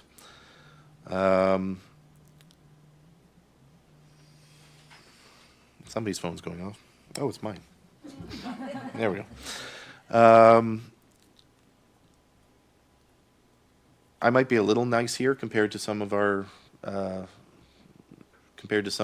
neighbors, but at the end of the day, Pembroke is a hub, and we get a lot of people that come into town. There are a number of local municipalities that the municipality doesn't do anything for Canada Day, and we spend something like, I think, $20,000 on Canada Day. That $25,000 on Canada Day that people come into town to use. Again, the rinks. Not everybody has, in fact, most municipalities in Redford County don't have indoor rinks. We get a lot of people coming into town. Those people are using our roads. Those people are using our municipal facilities. They're using our parks. But we're footing the bill for that. So I know Councillor Lafreniere has said it many times. We need to look for extra funding from not just our neighbors, but as the deputy mayor pointed out, we're about to go down to Roma and meet with provincial people, and maybe there needs to be some recognition that in rural and small towns there's community hubs, and maybe there should be some provincial funding for community hubs. Moving forward, we definitely have some tough decisions to make. I do fear that we're never going to be going back to 2%, 3% budgets. Does that concern me? Well, damn right it concerns me. I don't only own a house in Pembroke, I also own a commercial building. I'm paying my fair share of taxes, plus almost double fair share of taxes owning a commercial property. So then what does that leave us? Are we just raising taxes? I hope not. I think we have to have serious considerations with our residents about moving more towards user pay systems. Last year, as part of budget, we looked at increasing some of our rec fees. But and I said it then, and I'll say it now. In the 1990s, to go skating, it was $2. Well, now it's $2.10. Yes, that's a 5% increase, but maybe, I'll be honest with you, maybe that's not the needed increase that we need. We certainly don't want to, we don't want to have low-income families and particularly low-income kids not participating. But perhaps we do need to take a hard look as to whether we take that off the back of the taxpayer and put it on the back of the person using the facility and using the item. I'm going to be pushing hard at Roma. In fact, we have a specific delegation on it to discuss the land transfer tax. Right now, whenever you buy property in the province, there's a provincial land transfer tax. It's a graduated tax. The more expensive the purchase, the higher the tax. I think it caps out at 3 or 4%. Toronto gets its own land transfer tax. No other municipality has a land transfer tax. So in Toronto, you pay two. You pay the provincial and the Toronto one. Maybe it's worth the province looking at as another source of revenue, allowing the other municipalities in the province to charge their own land transfer tax. With respect to staff, there's been a lot of discussion about that. I just want to touch on the attraction officer for the Economic Development Department. This is a position that I greatly support, and I know I've said it before, but I thank the mayor for putting me on the Economic Development Committee. We certainly need to do a lot of work. We need to attract more businesses. We have a lot of land that I wish some people would get building on, including some land that is specifically there in theory for building. Councillor Purcell's not here tonight, but I know he criticized that I think our natural growth from last year to this year was 170 some thousand. That's not good enough. But certainly if we can get a lot more housing developments in, if we can get more industry and commercial builds in, that's natural growth. That's new tax money that will go towards future years' budgets. So I do want to say, I know I'm looking at the residents that are here, but I'm not, if I could give you a 0% budget, I would. But I'm also not going to lie to you. It's not practical right now. In fact, I think it's impossible right now without drastically cutting services. And, we're going to be discussing that as part of the asset management plan. And I'm not usually a fan of regulation, but I am so glad that the province has forced us to do an asset management plan. Because I sit here with the realization that the closure of the pool, because an engineer told us that the roof was near collapsing, that wasn't a one-off. That was probably an example of where many municipalities, not just us, are heading by deferring maintenance, by putting things off. That's I think part of the reason why I think you have a number of councillors around this table willing to, including councillors that I'm assuming in a couple of years will be seeking re-election, but willing to swallow, an 8% increase, simply because we know we have to keep these buildings up, because we can't have another pool situation. We can't, we can't imagine, in a few years' time, if we went to turn on the ice at the PMC in September and found that the floor's done. That's, again, just one example of many things. I know the marina is needing some work, and I don't think has been worked on in many, many, many, many years. So these are things that if we push them too far, they just won't be there. And so they are tough choices. I'm glad Karen and Mike, and I'm glad the Horticultural Society is here, because having a strategic partner like that, you were frankly the glimmer, I think, in tonight's news, to tell us about, to remind us about how much you've helped over the years, and to the projects that you're looking to help us with in in future years. So I thank you for coming. It's not easy, and yeah, we'll leave it at that, but certainly we're all available to chat afterwards. Sorry, Mr. Chair, that was long. Well, I knew you'd be speaking long, but that's okay. That's okay. Councillor Frenier, and then I'll speak before we adjourn. Yes, thank you, through the chair. Again, I'm not going to repeat. I want to thank you all for coming out tonight.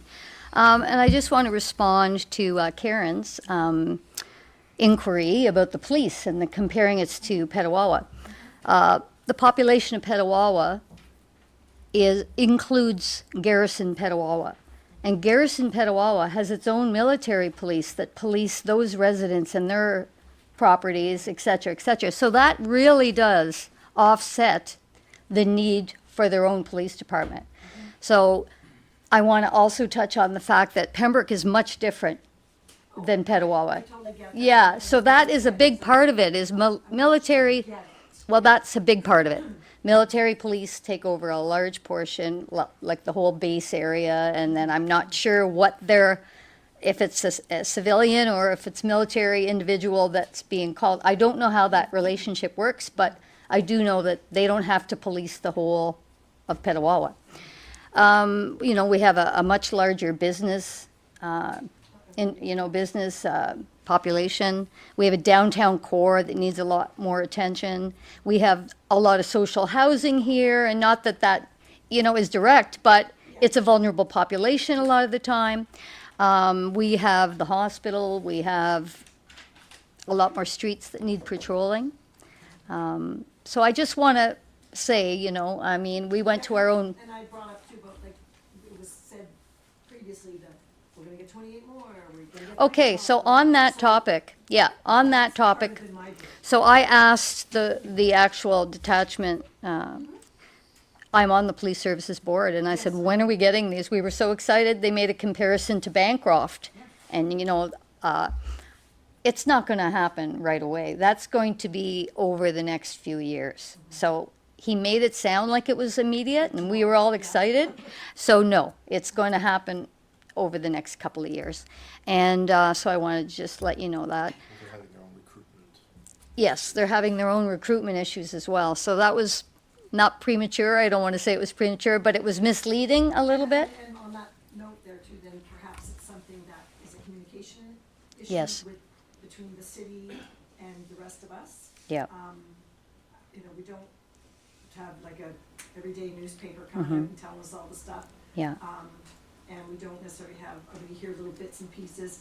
A lot of people don't access local news on the internet or on the computer or whatever. So I feel like sometimes the miscommunication is there. And we've got a lot of seniors, we know that, almost 50% of the population, that don't necessarily access their news that way. Yeah. They're waiting for the Yeah. email. No, I agree. And it was So mentioned. that gets some of us Yeah. Karens back up. So there's a lot of things that we discuss at every committee, and a lot of the times, not 100% of it is communicated. That's right. So anyway, I just want to say that, and I want to thank Councillor Keel for just sort of separating why taxes are higher in the city. I know a family that actually moved from the city to Laurentian Valley about 2.5 years ago, and they're like, wow, we thought the taxes are lower, but we're faced now with, they were on oil, so now they've put in a new heat pump because it was just costing them too much to heat. The hydro is 3 times as much as it was when they lived in the city. So there are other expenses. So what they said to me was, as much as they enjoy it because they have a larger property, they are paying a lot more than they were when they lived in the city. So, where do you want to spend your money? On gas? Driving to all the services? Or, it just depends what you want. But I want to thank you for your concerns. And on a final note, I want to say we will never get back to 2%. And although I know hindsight, everybody was doing it back then. It was like, if your neighbors were putting it up 2%, you're going to make sure it's 2% because, as Mike said, people talk about that. Oh, well, the taxes are lower in Laurentian Valley, but Pembroke's went up, this much. Back then, that was a big issue at this table. It was like, well, we can't put it up more than our neighbors. Well, it's biting us in the, And going forward, I think we have to be realistic about where we're going. And we did not approve every staff member in the budget this year. That was requested. So I think you know that. Anyway, thank you for your interest. And if you ever have any more questions, just, yes.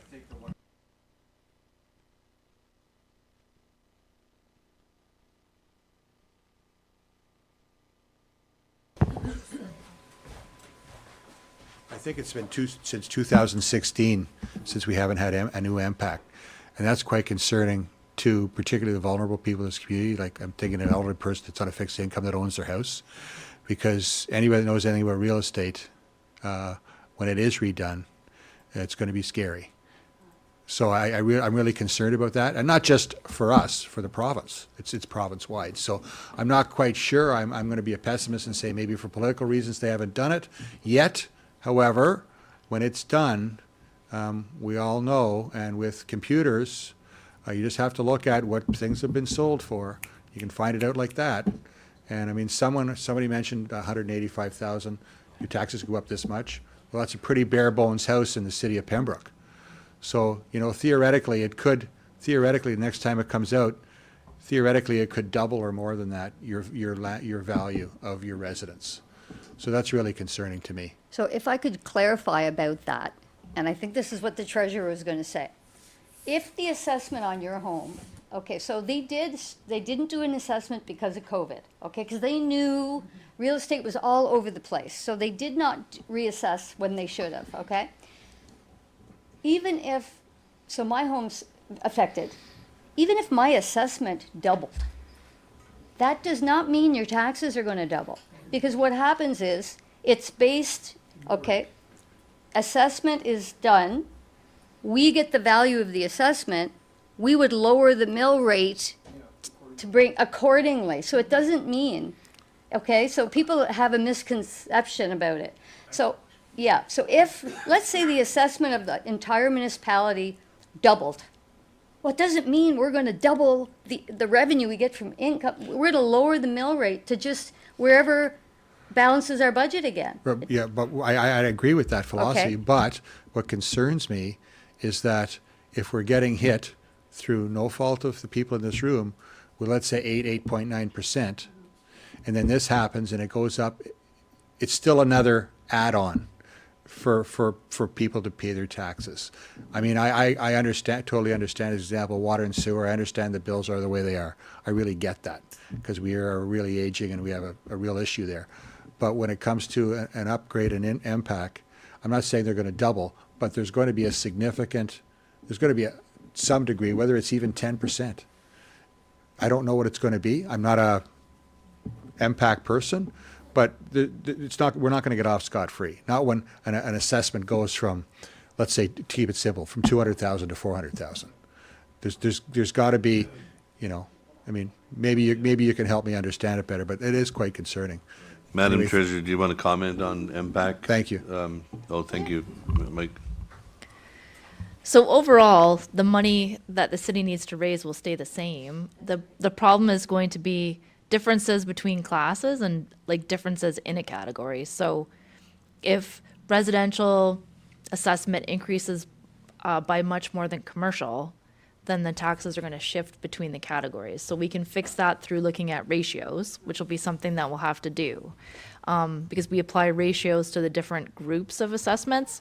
So that'll be something that will have to be taken into consideration once MPAC actually does update their assessment. And the other thing is that properties in comparison to each other. So if yours goes up by a lot more than your neighbor's, then you're going to end up paying bigger increase than your neighbor. So there will be some issues like that, and between properties, depending on, I guess, the neighborhoods you live in and how much they've increased compared to other neighborhoods within the boundaries of Pembroke. Thank you. So before we close, I just have a final comment. We want to thank Karen and Ellen and Mike for coming, and you know it really means a lot. Do you have a comment? Yes, go ahead. Thank you. I think what we have to consider is we toddled along at 2% for a long time, 3%, 1.5%, 4%. And I think the reason we could do that and still do business was because we weren't handed this multi-million-dollar responsibility from the province of Ontario for courts, you know, all these other little things that they used to look after. Now it's our turn to find it. So consequently, where do you find that? There's only one place, and that's the taxpayer. And we cannot go out and print money. We cannot run a deficit. So the only other thing I could suggest to you is, you know, as an individual, is to lobby the premier, lobby your member of parliament, and tell them how frustrating it is for small communities like this. And as Mr. Gannett said, you know, we're an aging population.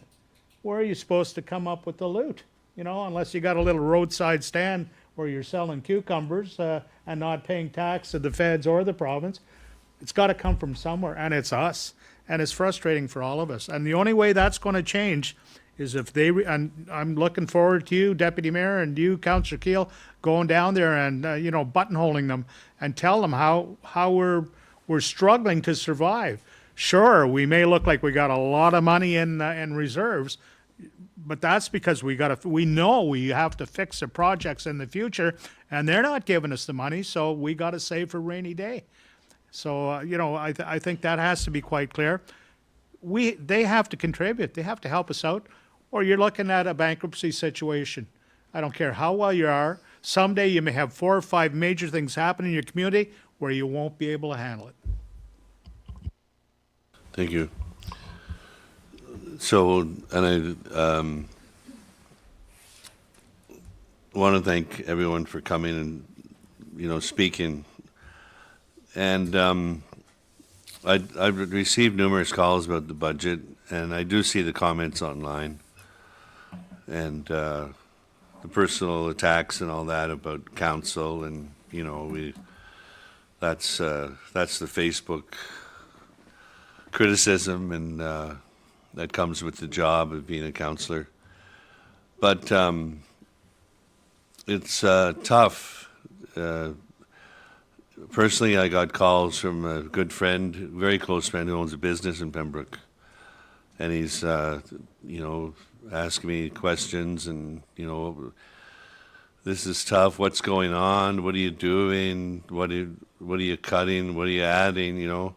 And I explained it all to him, like we did tonight. And then I was on the phone with an hour with another resident speaking, a gentleman who's worked in government before, and as we've all received phone calls and people on fixed income, and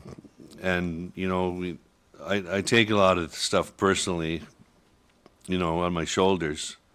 It's not a fun process, doing the budget, but it's a necessary process.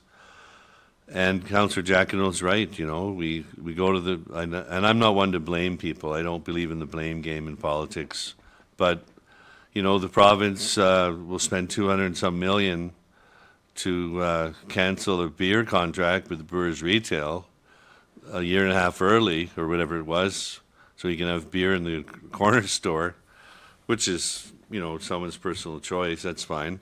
But that money could have went to the municipalities, to the vulnerable, people on fixed income, could have went to the city of Pembroke. It's a real balancing act, and we cannot continue going down this road. We cannot continue. So yes, the CEO and I and Councillor Keel are going to Roma, and the mayor has many times spoken to attends all the meetings with the province, and spoken to AMO and the warden, and they know the message. Something's got to give. So there needs to be I was in communication with the warden today, and he says, look them in the face and tell them that they need to get with AMO on a financial restructuring task force, the province. And that's what they have to do. So, or we're going to tax people out of Pembroke. And that's not the community that we want. We want to grow. We want transit. We're going to need new sports facilities, either now or in 20 years, but you might as well look at building a new one with neighboring community support, and put that money that would have went into the two of them into the new facility, if it's feasible. If it's not feasible, you can't do it, then you circle back. But you got to do your due diligence. So this is a draft budget. Our final meeting is January 27th at 4 p.m. We'll be finalizing the budget. All feedback given is listened to, and I know what's on the shoulders of every city councillor here, and the Treasury Department, and city staff, and the CEO. If you wish to be notified of the Finance Administration Committee's decision, please leave your name, address, and postal code with staff members at back of the room. I would ask for a motion to adjourn. Councillor Frenier, Councillor Keel, those in favour? The Finance Administration Committee Public Budget Meeting is now adjourned. Thank you.